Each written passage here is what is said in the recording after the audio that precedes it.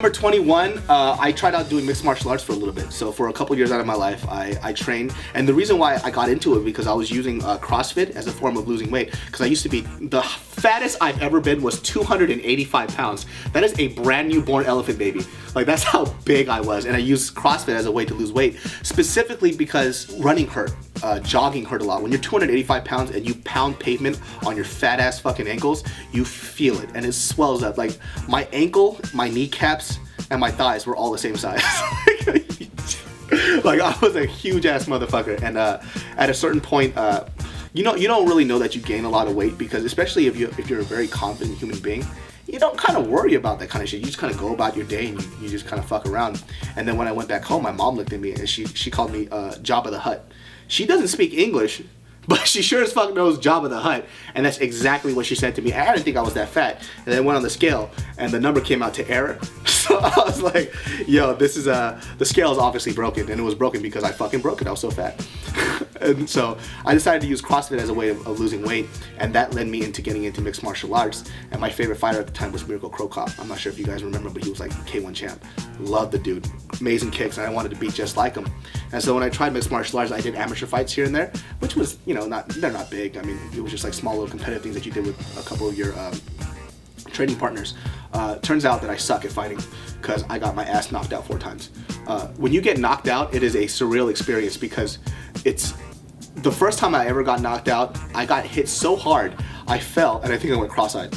And then when you get hit hard, it doesn't hurt because you die. Like you literally die. Like I died. And when I hit the floor, they have to hit you again to see if you're knocked out. He should have known because my tongue was out, but he socked me anyways. And I just remember my head banging on the floor. And then the next thing you know, he's coming up to me asking me if I'm okay. I was like, am I fucking okay? You just knocked me out, dog. Like, and at that point I was like, you know what?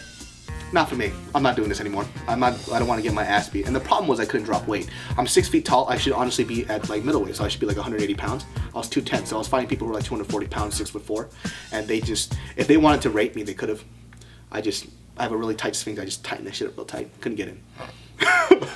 Fact number 22. The most of the girls that I've dated, ethnicity-wise, specifically, were Vietnamese. I had a thing for Vietnamese girls. I had no idea why, but something about them. And if you guys know, the Vietnamese language is not the most attractive thing to listen to, but that shit was like a siren song to me. I love that shit. I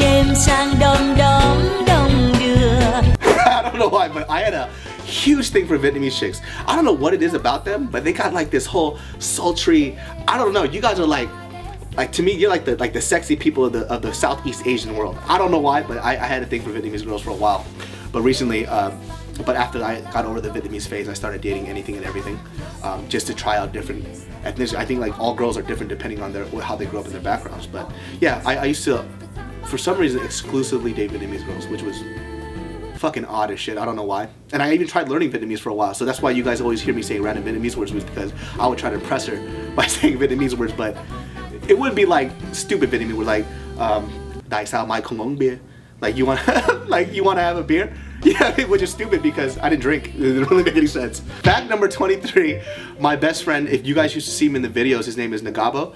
Nagabo is my best friend since high school. So that guy has been around with me from thick and thin. And even when I got kicked out of my house, I lived with him for a few months in his apartment. Nagabo, if you guys are wondering where he's at, he's in Ecuador. And he's actually back now, I think. I think he flew back. So he was in Ecuador for 2 years. So roughly after I moved to LA, Nagabo went straight to Ecuador to go for the Peace Corps. So you guys are wondering where he's at, why is he not in videos? It's because the motherfucker's all the way across another fucking ocean. That's why he's not in my videos. And yeah, he's finally coming back, so you might see him in another video sooner or later. I personally don't want him in there. He takes away the spotlight from me. I'm selfish like that, but no, but he's been good since you guys are asking so much.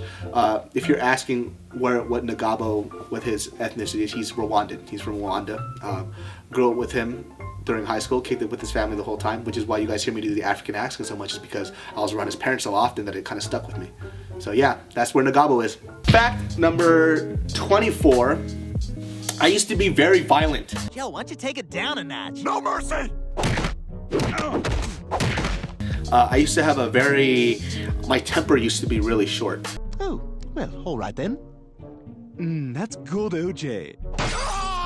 I used to get in a lot of fist fights. You gonna give me my money? Where's my money, man? I don't fucking know why. I think, you know what the problem was? Is because during high school, I looked like a lesbian. And so that would push a lot of people's buttons. When somebody looks like a 250-pound lesbian, people automatically assume they could whoop your ass. Which is not, I don't blame them. You know, like, it's kind of my fault. You know what I mean, if anything else, but I used to have to defend myself a lot. Especially because it was so odd. I used to like want, you know how some of you guys have like life goals, like I want to be a doctor, I want to be like a physician, I wanted to be a thug. Like that was like my life goal. I just didn't look the part. I honestly looked like some weird motherfucker that was always in the corner of the pictures that just never made sense with everybody else. But because I looked like that, I would get picked on a lot. Like they would choose the weakest link out of the group, and it would be the big-breasted lesbian, and which was me. But then I'm not gonna say anything about myself, but I got into a lot of fist fights, and I actually got pretty good at it at the point. I rarely lost a fight at that point. But yeah, I used to like fighting for some fucking reason, and I hate it now. I don't fight anymore. I can't even fight even if I wanted to. Honestly, if I got in a fight, like a fist fight with Gio, she would fucking beat my ass. I always threaten her. One time I saw Gio punch through a living bear, just to put you like a grizzly bear came out, she socked right through the chest and ripped out the heart. She started cooking it and putting it in the fucking dish and shit. It was crazy. Yeah, but Gio's really strong. Don't ever fuck with her. Fact number 25. If you guys wonder, the people that I kick it honestly with the most, I mean, I know you guys ask a lot, is obviously Just Kidding Films. Like I kick it with them the most. They've become a big part of my family here. I originally, when I started YouTube, I wanted to quit after the first year. I didn't want to be a part of YouTube anymore, specifically because for me, I was a stand-up comedian since I was 16 years old. And YouTube was a space that I didn't really understand. And there was a lot of material out there that I didn't, it sounds like haterish, but I didn't respect. And I thought it was really dumb. And then when I was gonna quit YouTube, I honestly started kicking out with Just Kidding Films a lot. So if you guys wanted credit to anybody the reason why I even have my channel is Just Kidding Films. Like talking to Bart, Joe, and Gio, they kind of kept me on this track. They told me that it was gonna be very frugivorous for me. And it turned out to be something that I kind of fell in love with. So yeah, YouTube, Bart, Joe, and Gio, these are the people that I kick it with a lot, and they're probably one of my closest friends that I've, even not just in the LA area, but in general, they're probably one of my closest friends I ever had. So that's why you guys always see me around 24/7, is because they try to get rid of me. I say no. I latch on like a fucking leech. Gio says she hates me, but she fucking loves me, dude. You guys think that when we had this banter that we fucking hate each other? That's not true. I tried to kill myself yesterday. She stopped me. She said, no, that's for me. I'm gonna kill you later. And she put the gun down, and then she shot me in the leg. None of this is true.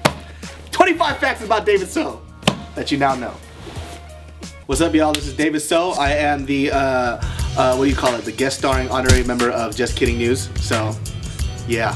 25 facts about me. Fact number 1, I don't like wearing pants. So if you guys notice when I vlog on my regular channel, I